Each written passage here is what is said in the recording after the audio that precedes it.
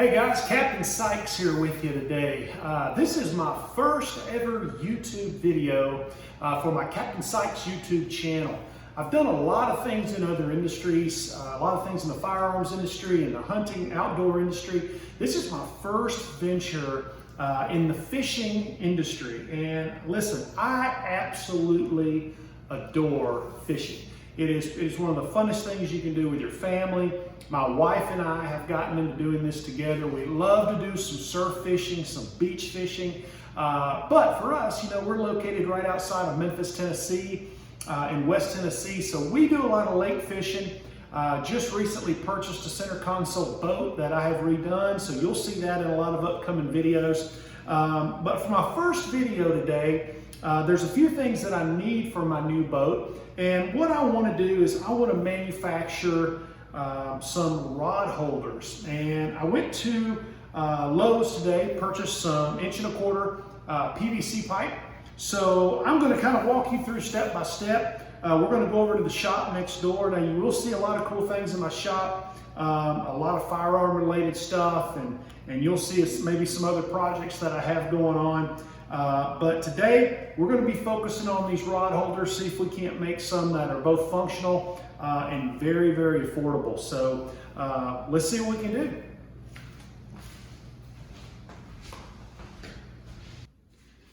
All right, guys, first and foremost, I'm going to be starting here with a 24-inch piece of 1¼ PVC pipe. I've got my scroll saw here. I am wearing my safety goggles. Always wear these safety goggles. I can tell you a while back I did get a piece of PVC trapped in my eye. It was not a pleasant experience. So definitely always wear these safety goggles whenever you're doing any cutting of any sort. So we're going to put these on.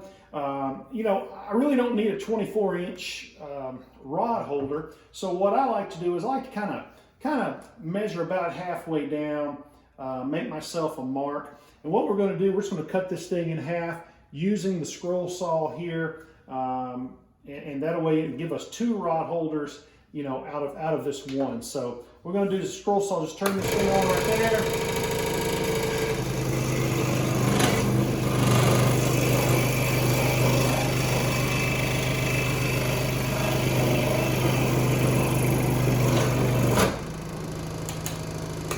Just like that. Now we got 2, not quite 12 inches each, but close enough to do what we want to get done. All right, guys, next part here, we want to drill a small hole about 3 inches up from the top and about 2 inches up from the bottom. So I'm going to be using a drill press here for this, this small hole. So we're going to come up about 3 inches here from the top.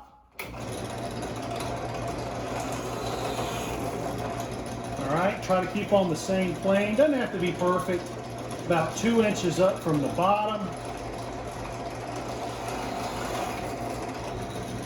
Good deal. Step 2 done.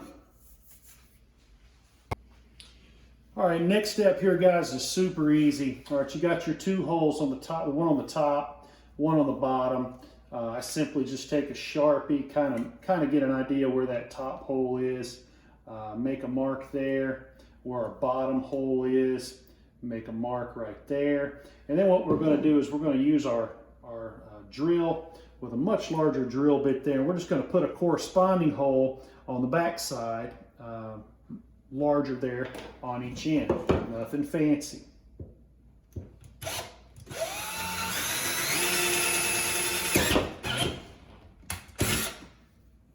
We'll do the same thing on the bottom.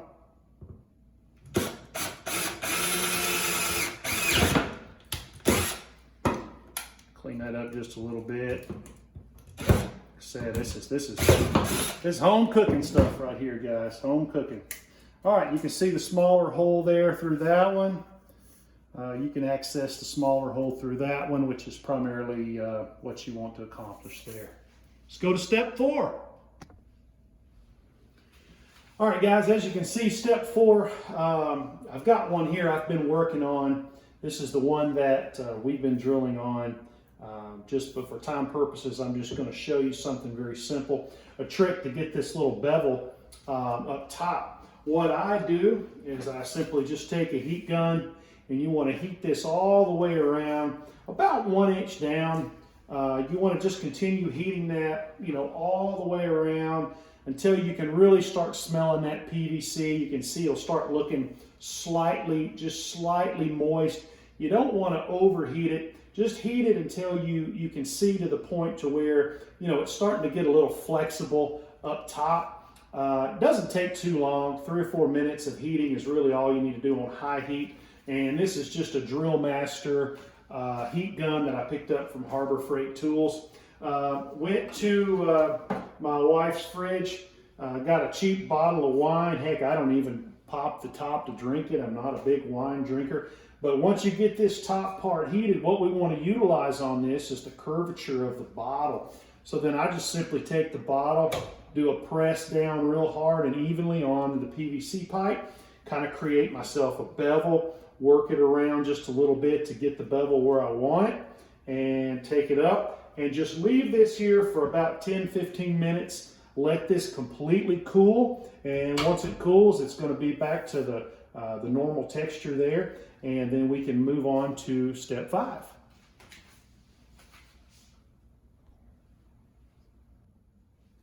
All right, guys, for our next step, super easy. All we do is take the fishing rod holder, I turn it sideways, kind of secure it there in the vise. You don't want to tighten it too down because you're going to start bending the PVC. But once we have our beveled lip up top, I simply took a Sharpie, made some cut lines here, and then a little flare out right here on the end. And what we're creating right here is a channel for the reel to seep down into the rod holder.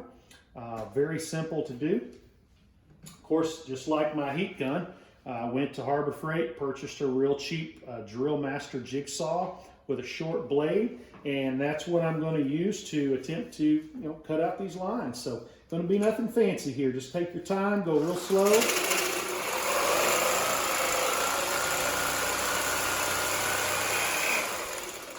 Do our sides first.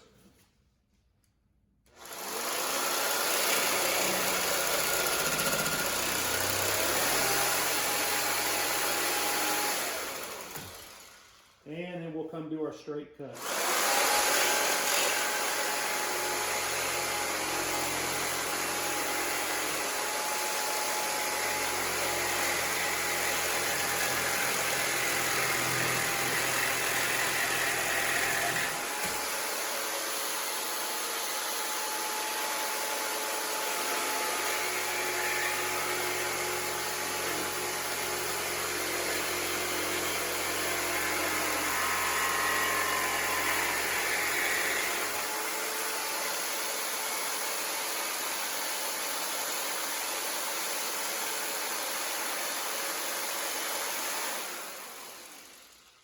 All right, one thing I do want to mention on this, when you are cutting with the jigsaw, you want to make sure you don't push this jigsaw all the way down because of the blade. You don't want to cut the back side of your PVC when you're working. So now, really the only thing left to do is just clean up this little channel just a little bit. And very simple technique to do. What I like to do is just take a small piece of emery cloth, get down in that channel and just lightly sand.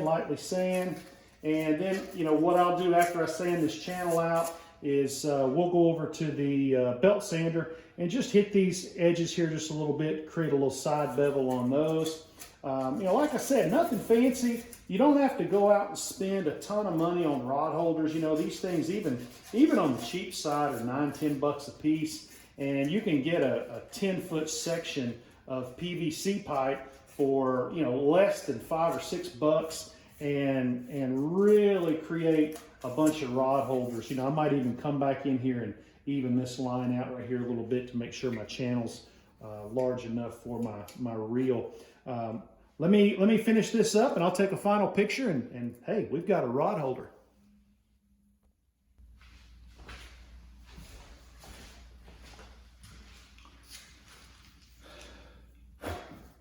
All right, crew, so there we have it.